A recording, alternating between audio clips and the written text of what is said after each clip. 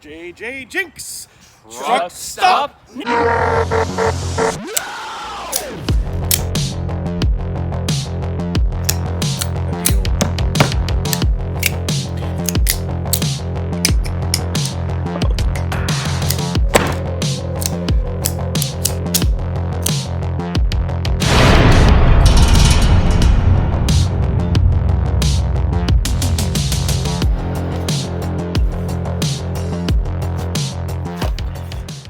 I've just returned from a Walmart where I picked up a Trapper Keeper. Remember these? They are back, baby! I got this one. It's a digital fiber optic CGI mountainscape. Very 90s. I dig. They've got 3 or 4 different designs. Some of them harken back to the original 80s and 90s Trapper Keepers, of which I owned one. I kind of feel like picking one up off of eBay just to do a comparison. Maybe I will. But yes, you can see up here it is the original Trapper Keeper. Traps everything inside. Well, there are some differences from the original. Let's have a look inside. First of all, the Velcro flap. Yeah, that's not gonna last. Let's be honest. This flimsy plastic, it's just gonna rip right off. Oh well. And on the inside, here's one thing they did get right. Check out this plastic mesh pocket. I do remember this from my youth. That is a very nostalgic sight. Then we have a 3-ring binder, which is your standard type where you pull these things apart, the rings open. That the original Trapper Keeper did not have, that I remember. It was some kind of a plastic device with like a slide. Yeah. So this is not that. And you get 2 folders. I got a purple one and a black one. And the nice thing is that they have the Trapper Keeper portfolio logo. On the inside you get 2 flaps, useful information, a ruler, a multiplication table, a bunch of unit conversions. This is why the teachers would tell you to put your Trapper Keeper away. Because I guess folders didn't normally have this kind of information. And on the other side, the clipboard, which snaps a lot louder than I thought it would. Anytime you interface metal with plastic in this way, it's not going to last. This thing will eventually rip out. But you know what? That was just the Trapper Keeper way. Things got frayed a little bit.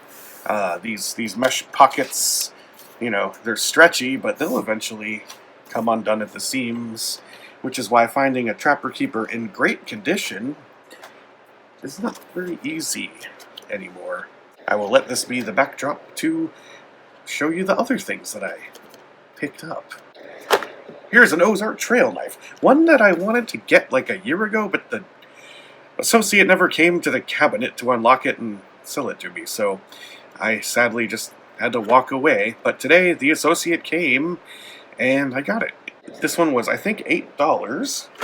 To open it, I'll use the case rust lock that I got from Smoky Mountain Knife Works. Not too happy with it, but more on that in another video. I am having so much trouble with this.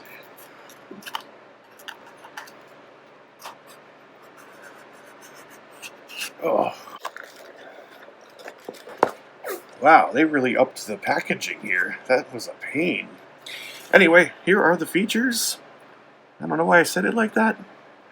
Stainless steel blade, aluminum handle, spring assisted open. Oh, before I forget.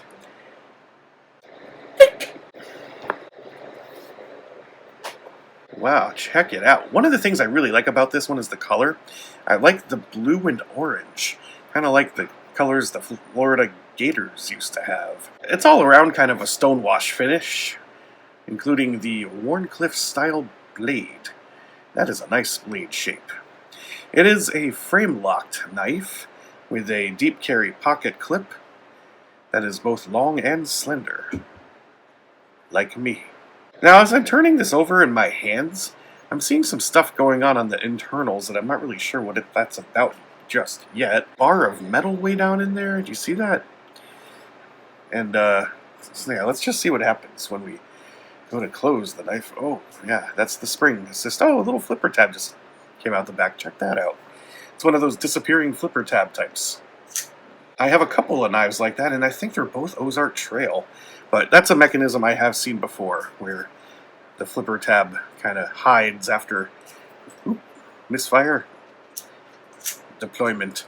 Yeah, there's a little bit of a force barrier to get over, but once you do, the opening goes. Kind of hard to show that without, feeling it for yourself, but hopefully you can kind of see that. Anyway, for $8, it's one of the more expensive Ozark Trail knives, but I can see why they charged a little more. It's just bigger, more material. The packaging was thicker plastic, I guess. It's got kind of a slick finish to it that I'm not sure if I like yet. And it's got a hole in the frame block for some reason. Now, I guess that's where it's sprung? Yeah, that's what that is. But normally they don't put a hole there. Hand feel is okay. It's actually a bit thin. It feels like it might work better if it were a little bit thicker. That might get annoying after a while. I don't know. If I ever use it for anything, I'll find out. After the blade is disengaged, the flipper tab is just kind of loose. So that's how that works. The other one I got is this one. Oops. This is a design that I think I've got a couple of, or they make a couple of. They just kind of change up the pattern or the coloration a little bit. But otherwise, I think this is kind of a generic design. The camo handle is different on every knife. They just kind of have a larger pattern that they decal onto the scales. And I saw one that was almost entirely white. And I thought, wow, that's kind of unique. So I picked it up. It's almost all white. It's white, too. Yes, this is the inferior plastic I'm used to. This cardboard is wet for some reason. I will not ask questions. Say it with me now. Well, it's busty. I don't know if that's the appropriate word for it, but yeah, it's thick. Feels alright. Kind of reminds me of the CRKT Squid in dimensions, maybe a little bit longer. I don't know, I don't have one actually. It's riding on washers, it is not open assisted, and we have a high riding pocket clip. Centering looks pretty good. It's got a good detent, but it's a little bit tight. Not rough, it's just, takes a lot of force to get it open. It's probably flickable. Yeah. Just gotta get over that initial barrier and then it glides. A little bit of breaking in, a little bit of oil, and you'll be fine. There's an interesting thing going on in the grind of the blade. The bevel sort of comes out here and then swooshes up.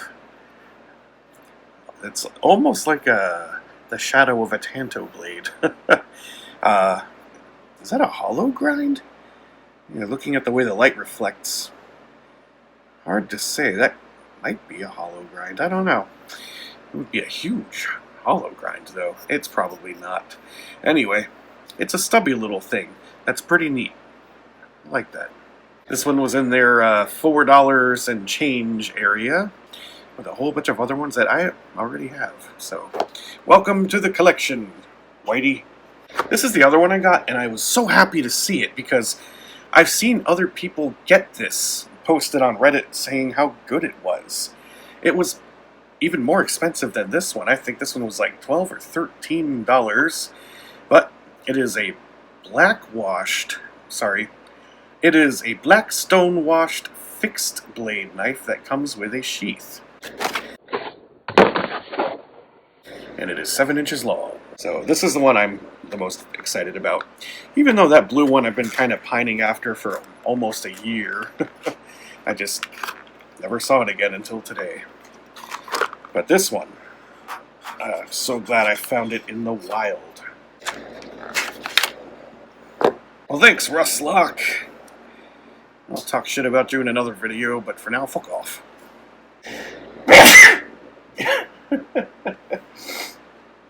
Ugh, that one had like a little bit of a whistle at the end. 3 times in one day, I get to say. It said the handle was rubberized, and it is. This feels great. The ergonomics on this, oh yeah, definitely lives up to the hype, just from my first impression. And I do like the black stonewashed look, with that kind of golden Ozark Trail logo. That's a neat look. Rather angular drop point blade with mild jimping on the spine. The 3-finger grooves work very well, and it is full tank construction with a couple of bolts going through to hold the scales on, which means, you know, hey, customization possibilities, am I right, Rit Die community? This plastic is a little more dense than I thought, just by looking at it. It's got a little bit of a heft to it. That's not a bad thing.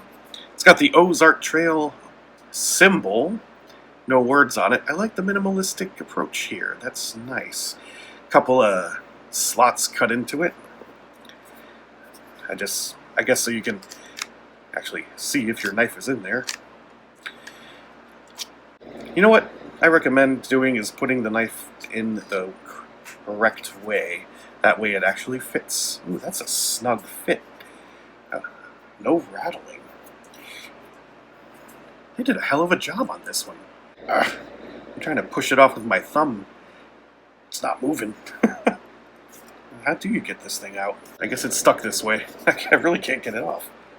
Oh, there we go. Wow, that's a snug fit. That's going nowhere. I think that's the rubberized handle meeting the hard plastic, and it just grips the hell out of it. That is a very good thing, I think. It just means you won't be able to get this sheath off of it very easily. It's got a plastic clip-style clip. The kind of hooks under, similar to, like, you know, what you see on the all-plastic Mora sheaths. But it looks like this was a separate piece of plastic that was glued into place, so it's not an all-in-one mold type of deal, but there's plenty of flex to it. And there is a corresponding speed bump in there to help keep it secure in your pocket, or waistband, or belt, or wherever else you wish to affix this thing. And you've got 5 lanyard holes to choose from.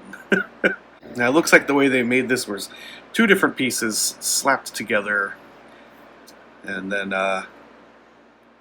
well, not sure from there. Glue maybe, or perhaps melt. I say this is one of the best Ozark Trail knives I've ever seen, first impression wise.